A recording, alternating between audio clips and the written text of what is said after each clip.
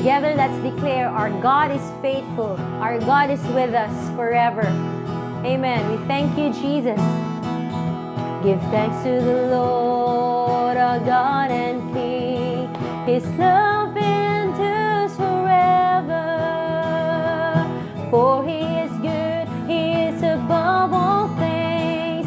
His love endures forever. Sing praise, sing praise, sing praise. With a mighty hand, with a mighty hand and outstretched arm. Amen. His love endures forever. For the life that's been reborn, His love endures forever. Sing praise, sing praise, sing praise. We praise you, Jesus. Sing praise.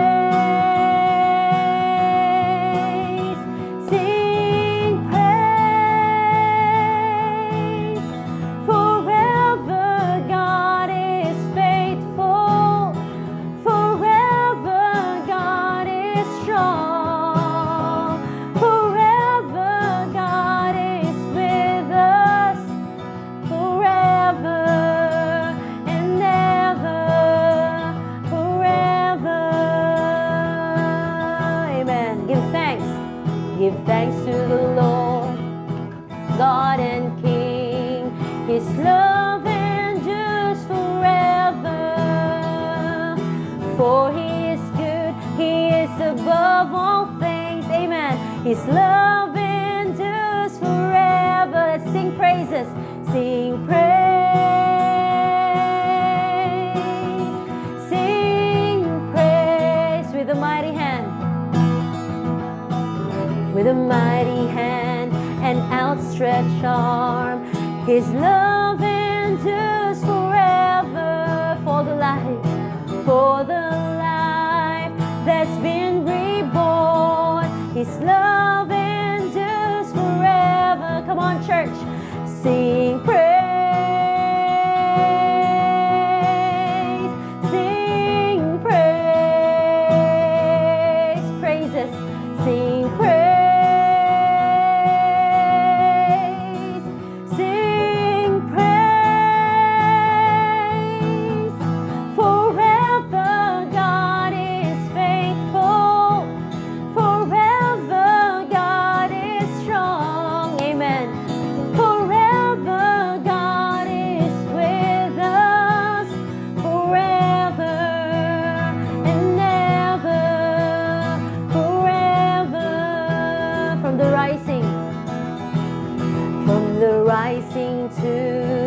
The setting sun, amen.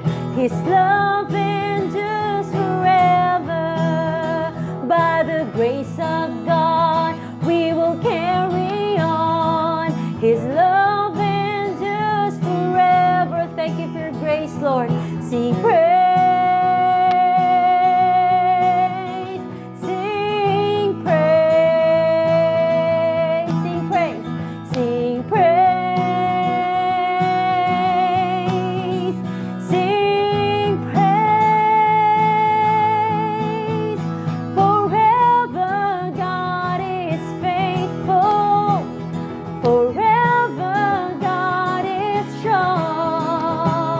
Forever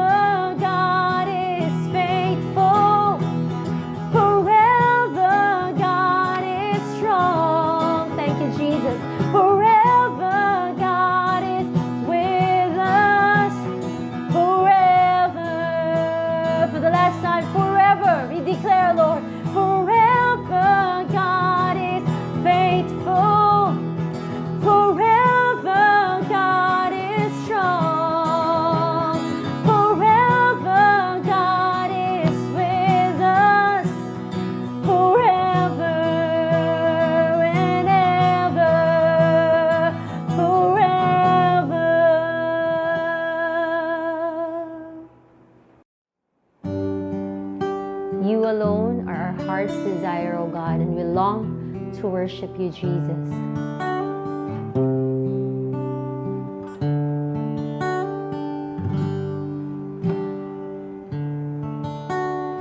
As the deer panteth for the water, so my soul longeth after thee. You alone are my heart's desire, and I long to worship thee. For you alone are my strength, my shield. To you alone may my spirit yield. 'Cause you alone are my heart's desire, and I long to worship thee. Once again, as the deer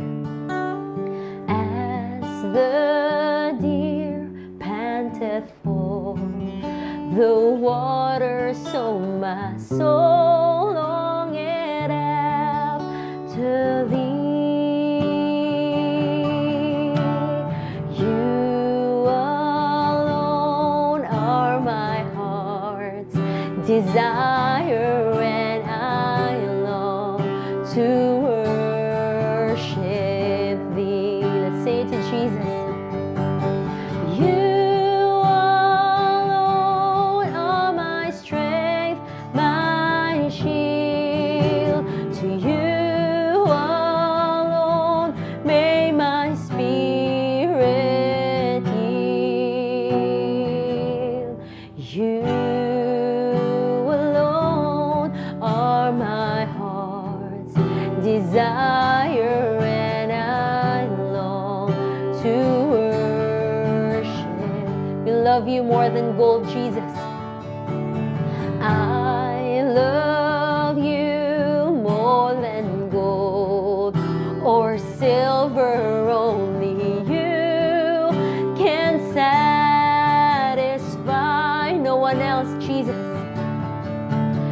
You alone are the real joy giver and the apple of my eye. Let's worship. 'Cause you alone are my strength, my shield.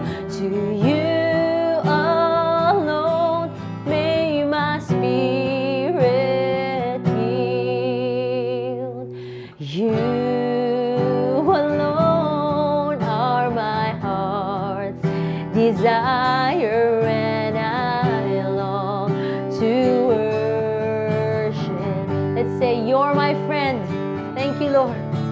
'Cause you're my friend, and you are my brother, even though you are a king. We love you more than any other.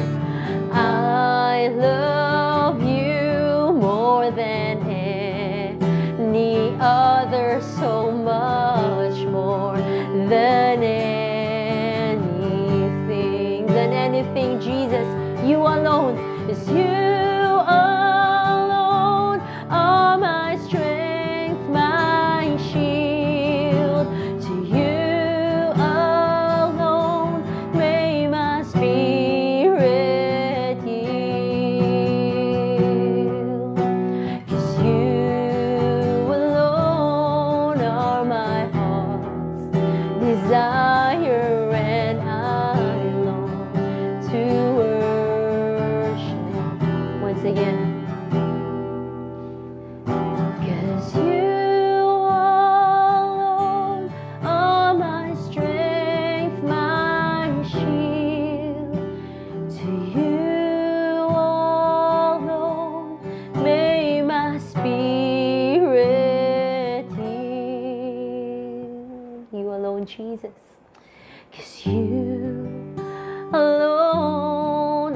are my heart's desire, and I long to worship Thee, and I long to worship Thee. Our hearts long, and I long to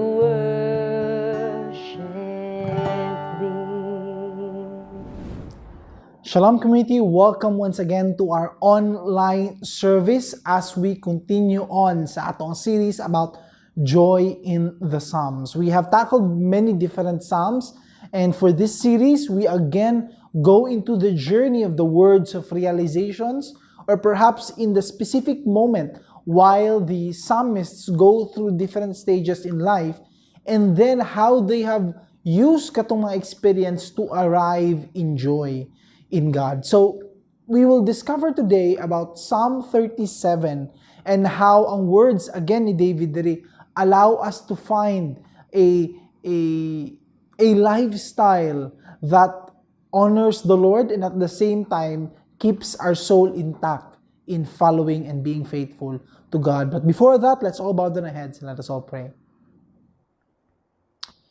Lord God, we'd like to thank you for giving us the life of David. Thank you, Lord, that despite his mistakes, despite his failures, the same way that we have failures as well, your grace abounds in many different lives, including his, including in ours, to a point that you even use the life of sinful people in order to make us a way to show your glory, for us to be inspired through his life. So Lord, we thank you that you have allowed his example and realizations to impact our life today in this modern age. We thank you in Jesus' name. Amen and amen. Psalm 37 is actually a very, very long na psalm. It has 40 verses. And today, as we go into the verses, majority sa atong verses are found within the first 11 verses, and then we will use the rest as a continuation because these are common themes already established by the first 11 verses. And so let's read 1 to 10, and then we'll go right into expository understanding about the Word of God here. Psalm 37, verses 1 to 10. Of David, fret not yourself because of evildoers, be not envious of wrongdoers, for they will soon fade like the grass and wither like the green herb. Trust in the Lord and do good. Dwell in the land and befriend faithfulness. Delight yourself in the Lord, and He will give you the desires of your heart. Commit your way to the Lord, trust in Him, and He will act. He will bring forth your righteousness as the light, and your justice as the noonday. Be still before the Lord and wait patiently for Him. Fret not yourself over the one who prospers in his way, over the man who carries out evil devices. Refrain from anger and forsake wrath. Fret not yourself, it tends only to evil. For the evildoer shall be cut off, but those who wait for the Lord shall inherit the land. In just a little while the wicked will be no more. Though you look carefully at his place, he will not be there. Now, the life of David was a very colorful life. And what I mean by that is filled with ups and downs, filled with experiences, filled with both the victories and defeats, the betrayals, not only the betrayal sa iyahang king, but also the betrayal of his family, the betrayal of his friends, and betrayal of relatives. And sa iyahang pag-go through ani mga betrayals, daghan po kayo siya mga na-experience that allowed him to realize the grace of God even more, and allowed him as well to see things not as how he sees them, but on the big picture kung asa sila. And so with this psalm, unlike other psalms nga, in that moment, na ipanagsa when we read about the Psalm of David is when he was na ay contextual na paggamit, but Psalm 37 is one of the verses that according to historians are written during his old age, meaning it's a late addition to his already collection of Psalms. This means that he was on a part of his life that he had already been established as king, many years na siya nag-reign, and he looked back, he reflected upon the events and kinabuhi, and dito siya nag-draw out og lessons. And as you know, King David, before he became king, daghan kay siya naagihan. He went through a very difficult life, and pwede ka makaingon that because of the trajectory, meaning kung asa siya gilabay sa Ginoo through the anointing to be the next king, medyo nagkalisod-lisod ang iyang kinabuhi. He was a shepherd, he was a keeper of the flock of his family. However, when he was anointed to be the next king, immediately na-jump siya into the spotlight because he was able to kill Goliath, he was promoted, he was a personal musician kay King Saul, and he was also a very good na warrior because he was agile and he was very creative in how he defends and attacks because pirmi ang kalaban niya are wild beasts on the field and different na. He said he had fought with a lion and he had fought with a bear and many other wild beasts on the field. And so kung tanawan niyo na yung kanina picture, it gives us a kind of preparation na as if mutanaw ka sa iyang Cinderella story from rags to riches. However, he was again put into rags because he was exiled from the kingdom. Meaning, wala niya nakuha dayon katong gi-promise sa iya to become the next king. He was around the age of 15 this time. And because of the jealousy of King Saul, jealousy over the people's favor, because they were seeing praises, not only by King Saul, killed thousands ang ilang term kay Saul because he also was a good warrior, a king warrior. However, si David, they would say that David would kill tens of thousands, meaning times 10 more than Saul. So, despite si David not being the king, ang mga tao, mas nakuyawan sila sa iya because of his fame, because of popularity, and because of the fact na how did siya na warrior. In fact, he was able to kill hundreds even with only a select group na mag-atake sa camp with a stealth mission just so because gipangayo to of the king of him. But in his life, gibetray siya sa king not because of any attempt to create a coup d'etat or mag-try take over sa kingship. He was in fact a very good soldier. He was a very good man. He was faithful in his service to the king. It just so happens that the king was overcome by jealousy. So gipahawa niya si David despite him being a faithful person, despite him also being the husband sa usa niya ka daughter. So imagine how David would feel. Lord, abi ba na ako, you would bless me with a kingship. Abi ba na ako, you have promised, klaro kayo, it was from the prophet Samuel. Ikaw po many times ko nimo gi-remind that the kingship would be mine.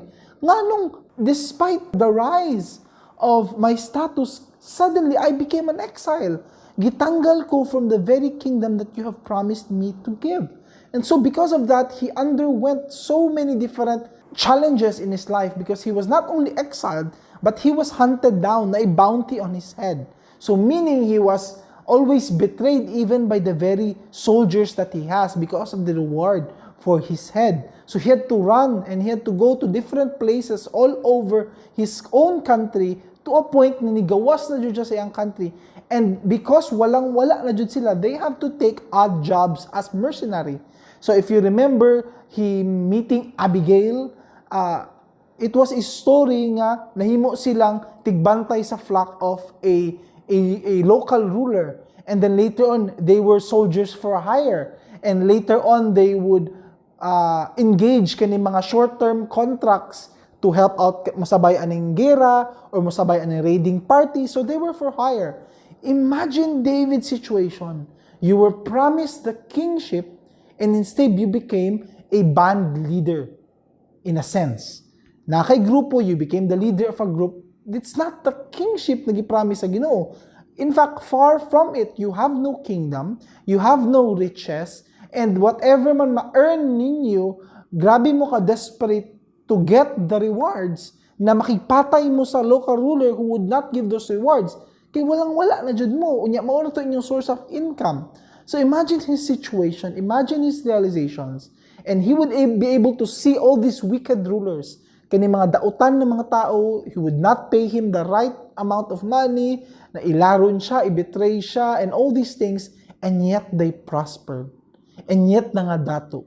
And yet they were able to have the power that they have in their own kingdoms. And siya, he was very faithful to the Lord. And yet, for many and several years, he was not able to get the kingship. When we count the years sa iyahang rulership, the Bible says he was able to get the throne at the age of 30. He started around the age of 15, service niya kay Saul. Latest would be, ang estimate, 17 or 18. And so, if a few years po siya nag-serve kay King Saul, we could imagine that for almost 10 years, it was this time na na-exile siya. So, if I promise you something, and then 10 years di ka gipaantos, I would assume na in the middle of it, or in the later part of it, ma-overcome ka with self-pity, ma-overcome ka with anger, ma-overcome ka with the lack of faith. Nga namuto ko anong ginuunang giilad ramang ko, wala man niya gihatag sa ako. In fact, ipalisod-lisod niya akong kinabuhi. But David realized something at the end, despite all the chaos and the trouble na nagihan niya. And we'll go deep into that story, into that realization, because this is already a summary of that journey. Of David, fret not yourself because of evildoers. Be not envious of wrongdoers, for they will soon fade like grass and wither like the green herb. In his mercenary journey, he was able to go to different countries and territories and kings and queens, lain pa ng mga kingdoms he interacted with and engaged with in business. And all that he could see is wickedness, in the sense that they worship different gods. Ang ilang kinabuhi were so different from the standard giset sa Ginoo. They were doing child sacrifices, human sacrifices. They were rampant when it comes to slavery or annihilation of countries.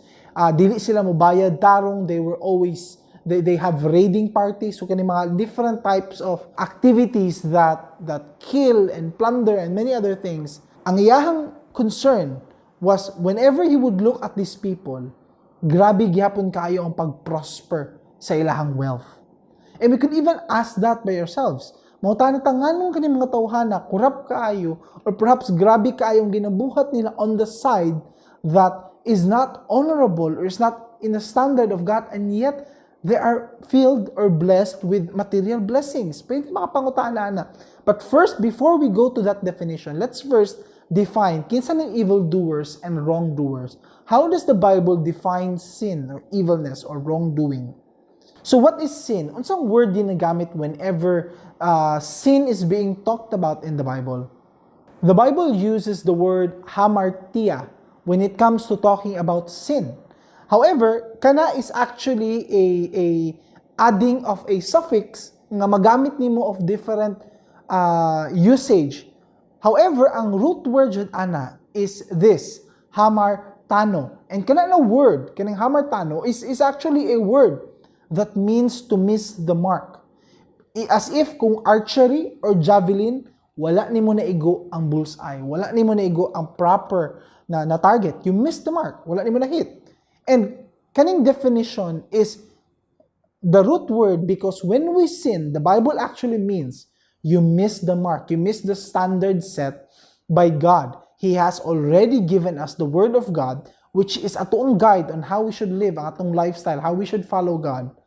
And yet, we go below or purposely chose not to follow that standard.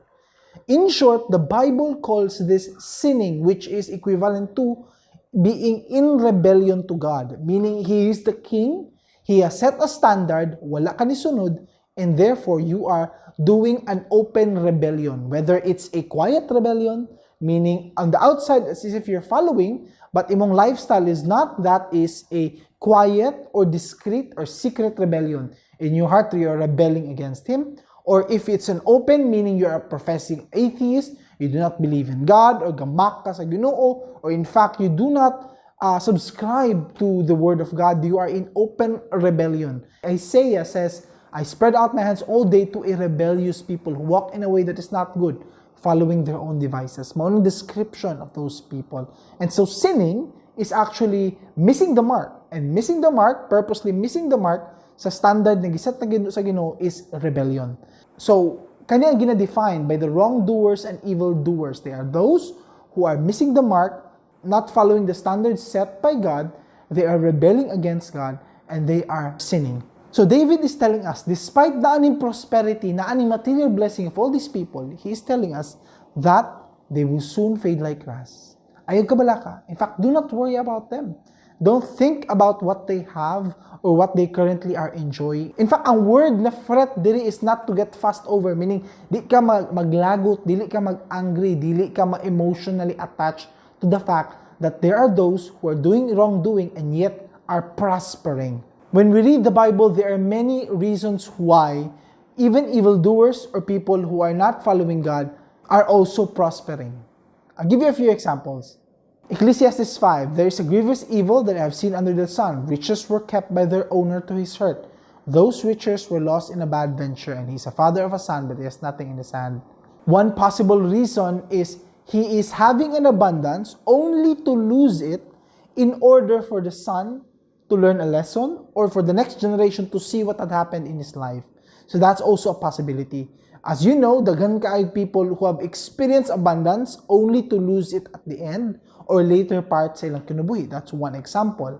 Another example is 2 Chronicles chapter 33 was the life of King Manasseh.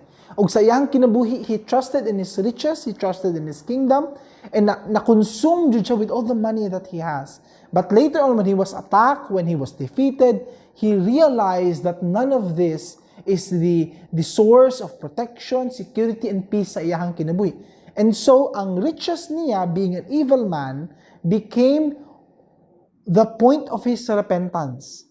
With all the abundance, he realized something and later on nagrepent siya.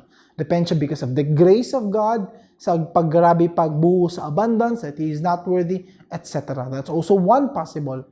In 2 Kings chapter 10, King Jehu, because of his obedience to God, gibless siya sa Ginoo, and he was promised that 4 generations after him, the Lord would bless his sons, even if they become evil, even if they do not follow the word of God, still i-bless niya sila because of what he has done as a reward, part of his grace given to his life and his kingship.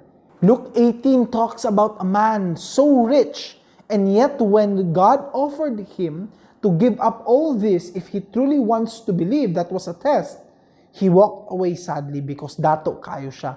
And so money for evildoers or wrongdoers could also show the condition of their heart. They have this, kaning kwarta or material blessings, but it's useless na maibog ta because those are his prison. Na-consume siya with all that money that he cannot let go, and that in itself is troublesome as well. Jesus told about the story about Lazarus and the rich man. And in this story, ang rich man was always having parties, pirmi daghang pagkaon. He was also always enjoying the food. And then si Lazarus had nothing to eat. And after they had died, Lazarus went to heaven and enjoyed his time there with God. But kaning rich man was put into hell. The point of the story is not about talking about riches, na tanan mga dato, may impierno, o tanan mga pobre, malangit. Dili ka na ang point of the story. The point of the story is also telling us that the end-all and be-all sa atong kinabuhi, it's not about the riches or status or assets na atong ma-acquire. It's about what we do with being the stewards sa kaning gihatag na blessing sa atwa sa Ginoo.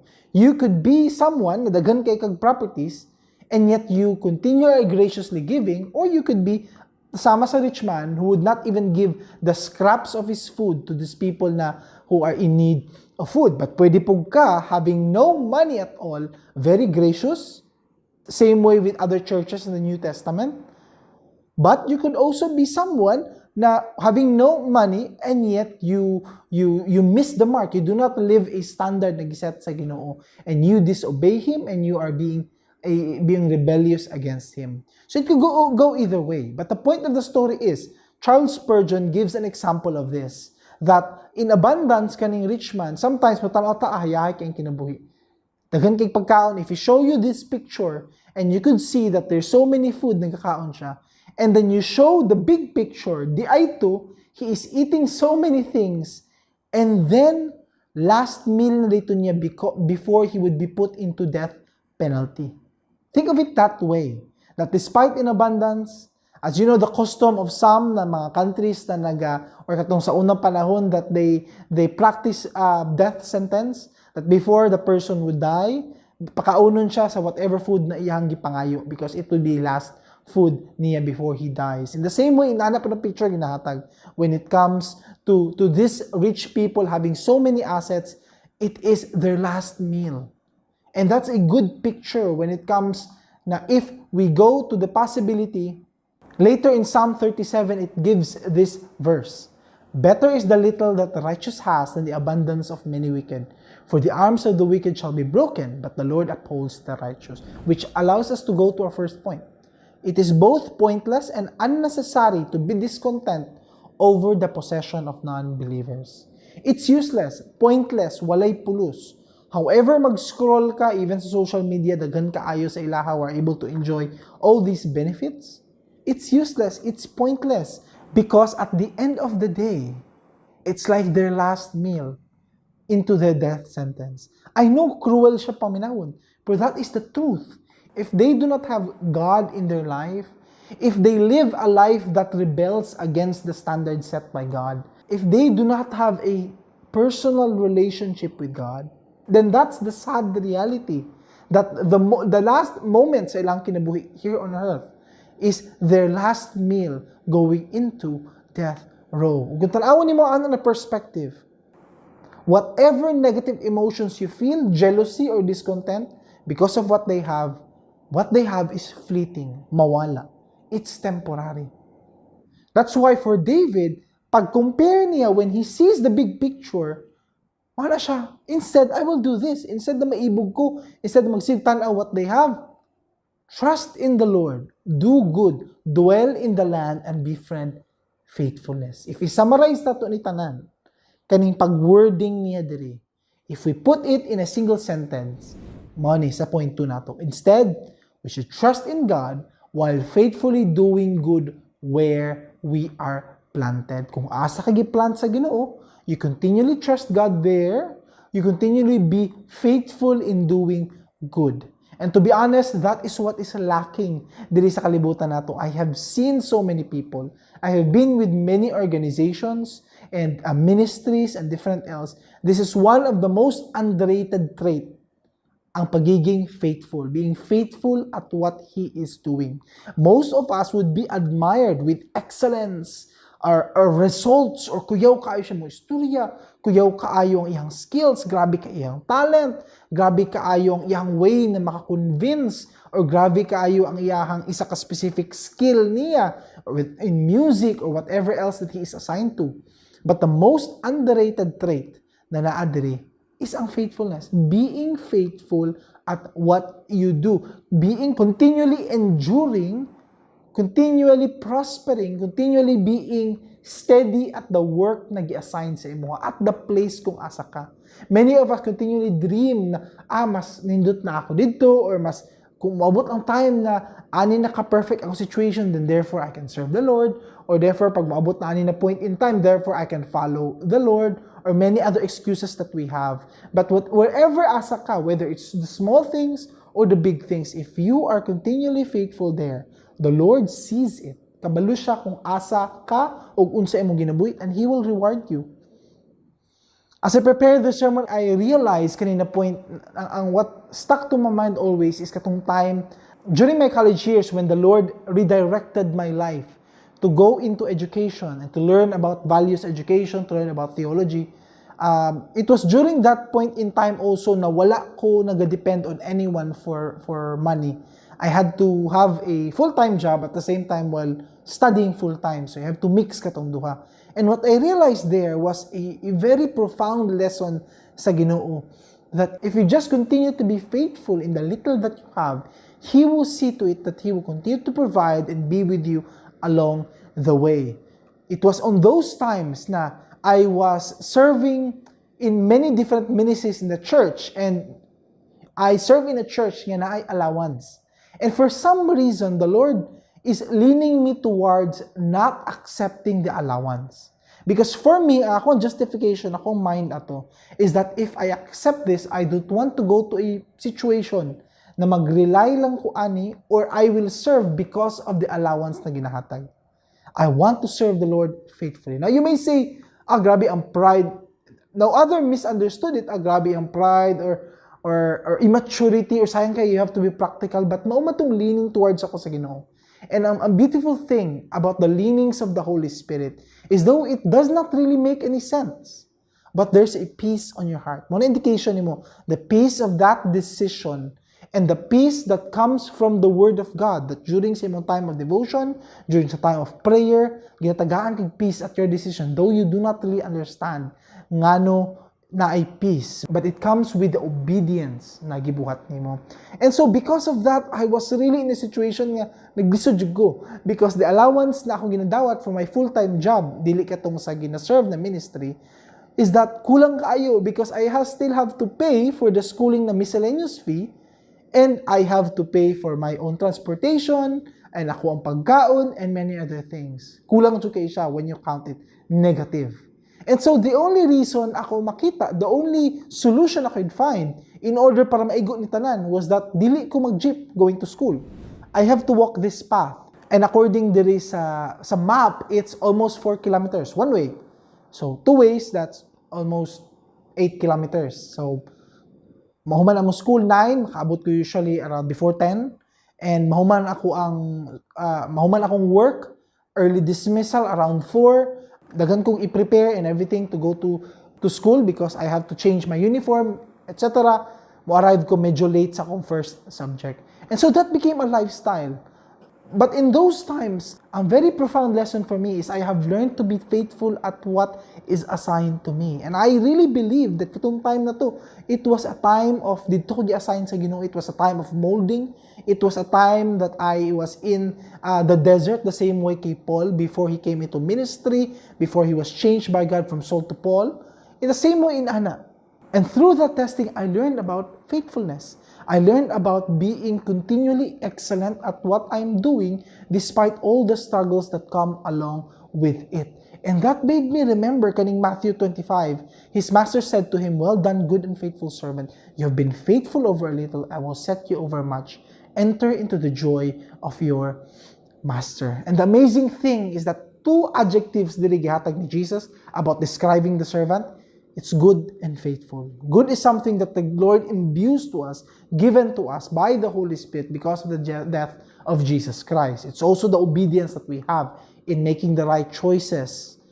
But faithfulness is the perseverance, ang pag-continue on sa kung asa ka gibutang sa Ginoo. With the grace of God and by the help of the Holy Spirit, you continually obey and follow God despite whatever difficulty na naa ka. And I'm sure many of us here who are listening are going through this time of testing as well, going through this difficult time.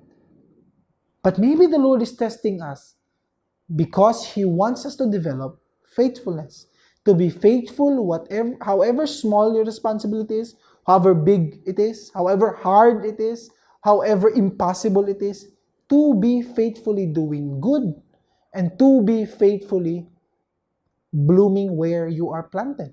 That's why David continued, "Delight yourself to the Lord. He will give you the desires of your heart. Commit your way to the Lord. Trust in Him and He will act."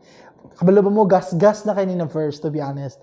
Birthdays, prayers, blessing, or congratulatory or messages. I pray that the Lord will give you the desires of your heart. Kaya na just almost ugas-gas na because it's almost at a repeat cycle. But the first part there is very profound. That is the secret on unlocking the desires of your heart. Delight yourself in the Lord. Delight yourself in the Lord.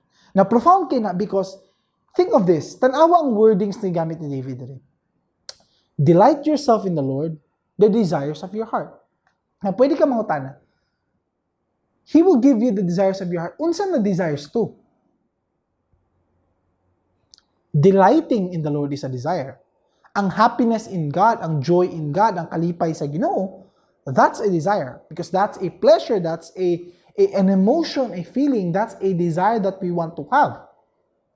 And He will give you the desires of your heart. For us to understand this, Let's look at supplementary verses because actually this is also a different form in terms of answering the prayers or giving the desires of our heart. John 15:7, if you abide in me and my words abide in you, ask whatever you wish and it will be done for you. I-answer sa Ginoo tanan atong prayers if His words and Himself dito ta nag-abide. Now, kung dito ko nag-abide and ang words Ginoo nag-abide sa ako, meaning ang words ang nagpuno sa akong kalag, then ako ang magawas akong baba are also His words. That's why ask whatever you wish. Because by this time, when you abide in God and His words, ang words na magawas yung baba are aligned to His words, to His will, to His plan in your life. Dili ng red na Ferrari, dili ng whatever excess na grabe kayo natong ginapangayo, which is not needed to supplement atong spiritual life in Him. But rather, we see His plan, we see His will, ug musunod ta dito. There's another verse that supplements this, 1 John chapter 5.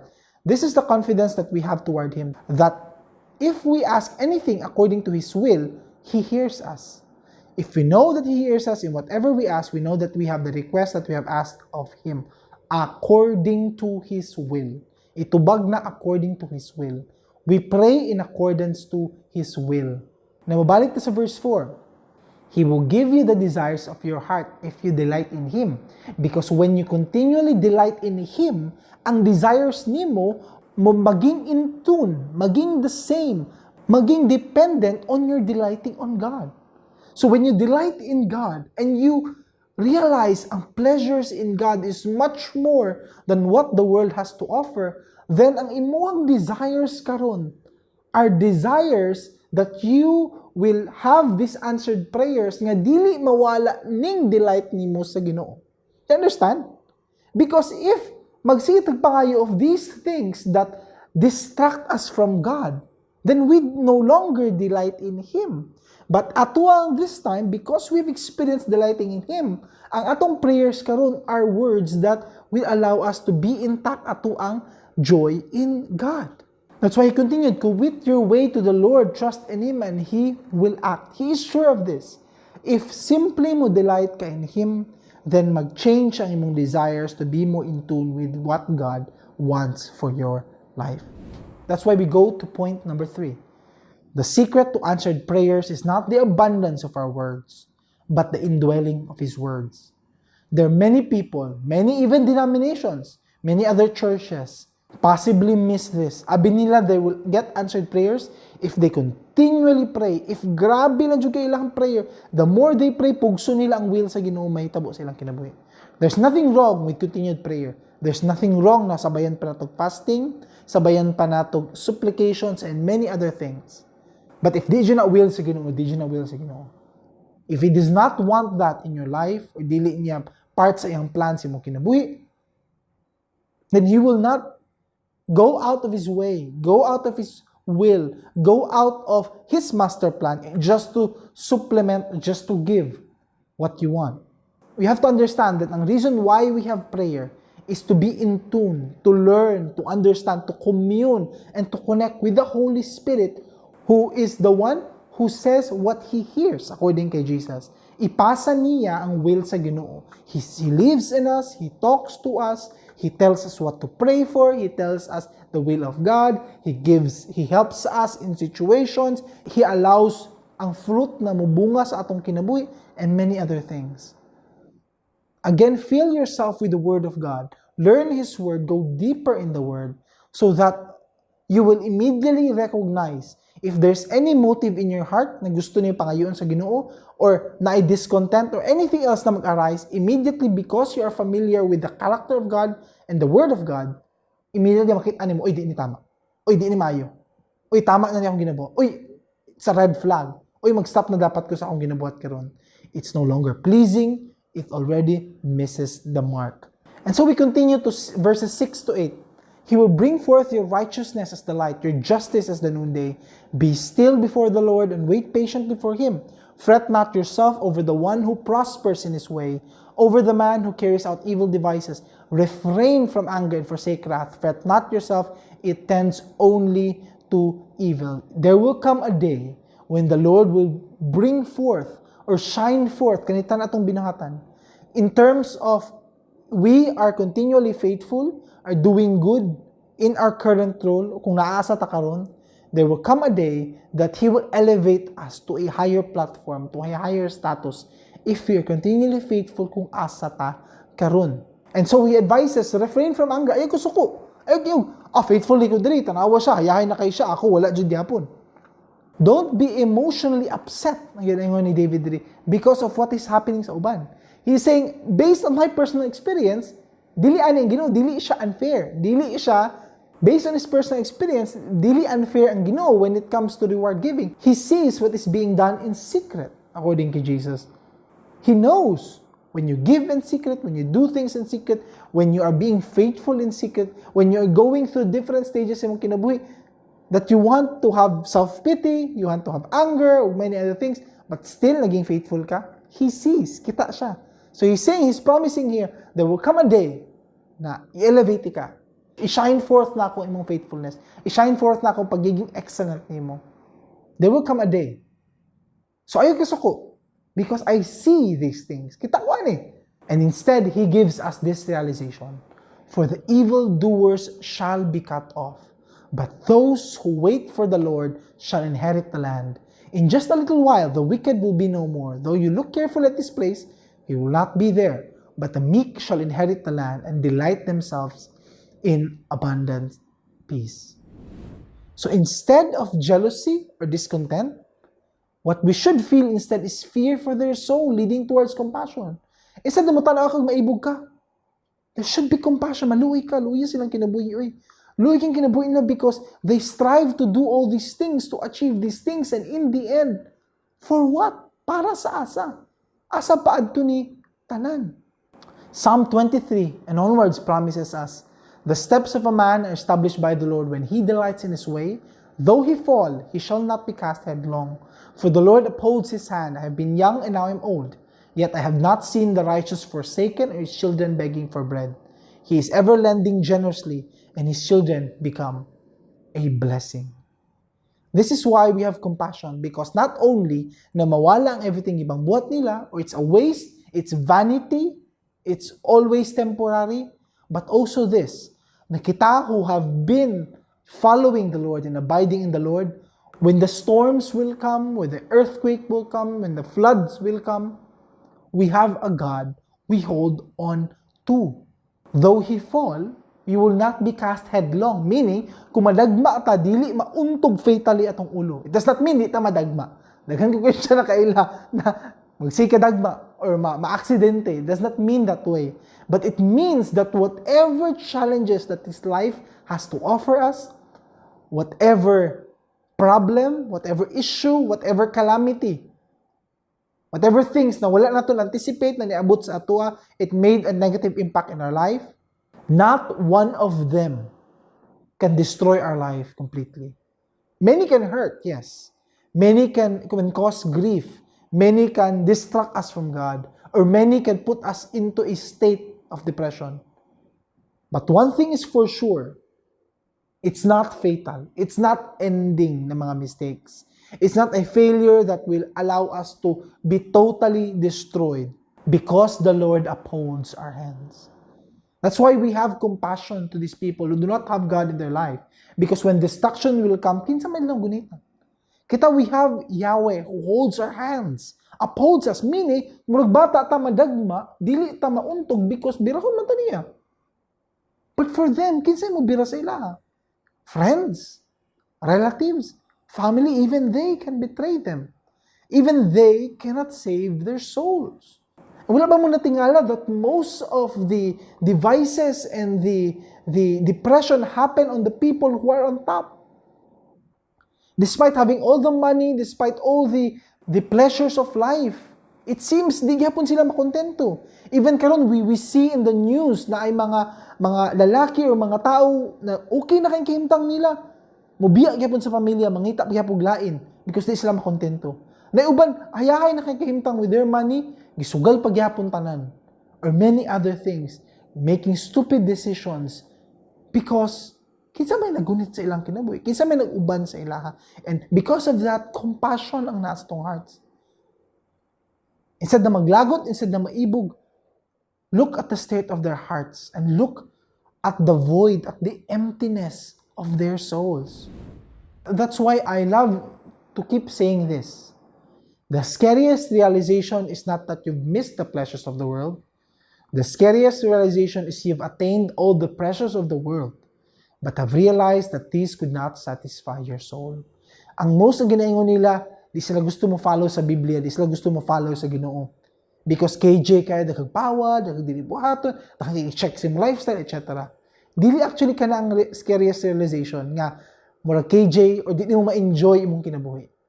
Opposite, na ma-enjoy ni mong life, ma-enjoy ni mo everything that life has to offer, and yet when you're at the top of your pleasures, ma-realize ni mo, di man tayo ni makasatisfy.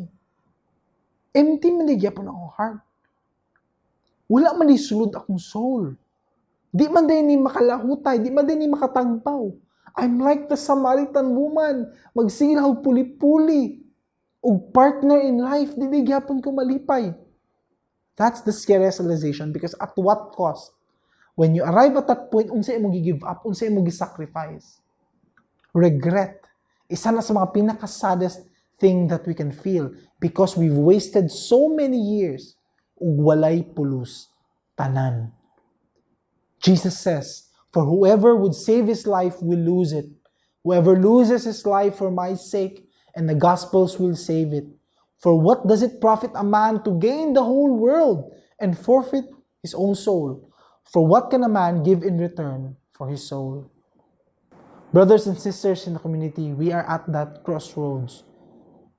We see so many things, especially in our digital age, and yet we see so much emptiness in the world. Nothing in this world can satisfy. Nothing in this world na pwede maka-replace sa tuwang kalag. That's why nasayangan si Jesus when He says these words, wala kay ginansya, even if you gain the whole world, but nawala imong kalag. David in his old age is giving us a warning in Psalm 37. It could perhaps be kita mga breadwinners in our family. He's telling us to think about our motives, to think about our roles, to think about sa ato mga families, and think about our spiritual lives, especially ang mga kauban na to in our family. Or it could be mga kauban na to in the community, or neighbors, or relatives, those who have not yet heard the gospel. Or it could be that we are in a state nga naibugta what others have, and we fail to realize the treasures that Jesus has promised to us. Instead, we should be filled with compassion for the lives of those who do not have God in their lives. Let's pray. Lord, thank you for reminding us once again to delight in you, to put our hearts and our minds to you, na ikaw lang deserving of all these praises and adoration, and even pag-align sa mong lifestyle, you deserve all these things. And because of that, Lord, we thank you for this reminder in Psalm 37. I pray that we avoid a lifestyle of being discontent or having jealousy over what others have, and instead we become faithful kung asa minimo gibutang, and we continually delight in you. In Jesus' name, amen and amen. Thank you, Jesus. Make us a generation that seek you, Lord. We bow our hearts, we bend our knees. Oh Spirit, come make us humble. We turn our eyes from evil things. Oh Lord, we cast down our idols. We bow our hearts, Lord. We bow our hearts, we bend our knees. Oh Spirit, come make us humble. Make this your prayer. We turn our eyes from evil things. Oh Lord, we cast down our idols. So give us clean hands, give us pure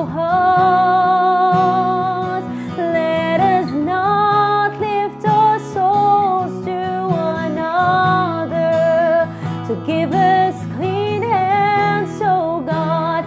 Give us pure hearts.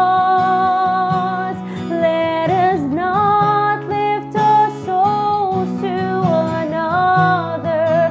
Oh God, let us be a generation that seeks, who seeks your face, oh God of Jacob. Oh God, let us be a generation that seeks your face, oh God of Jacob. We bow our hearts. We humble down before you, Lord Jesus. We bow our hearts. We bend our knees. We surrender, Lord. Come make us humble. Thank you, Lord. We turn our eyes from evil things. Oh Lord, we cast down our idols. So give us clean hands, oh God. Give us pure hearts. Let us not lift our souls to another. So give us clean hands, oh God. Give us pure hearts. Let us not lift our souls to another. Oh God, let us be a generation that seeks, who seeks your face, oh God of Jacob. Oh God, let us be a generation that seeks your face, oh God of Jacob. It's the prayer of our hearts, Lord. Give us clean hands. Give us pure hearts. Thank you, Lord. Let us not lift our souls to another. Give us clean hands, oh God. Us pure hearts. Let us not lift our souls to another. Oh God, let us be a generation that seek your face, oh God of, you make it your prayer. Oh God, let us be a generation that seek face, oh God of, for the last time, let us be Jesus. Oh God, let us be a generation that seeks your face, oh God of Jacob. Oh God, let us be a generation that seeks your face, oh God of Jacob. Yes, Jesus, make us a generation, oh God, a community, oh God, that seeks you first, Lord God. Thank you, Jesus. Thank you, Lord.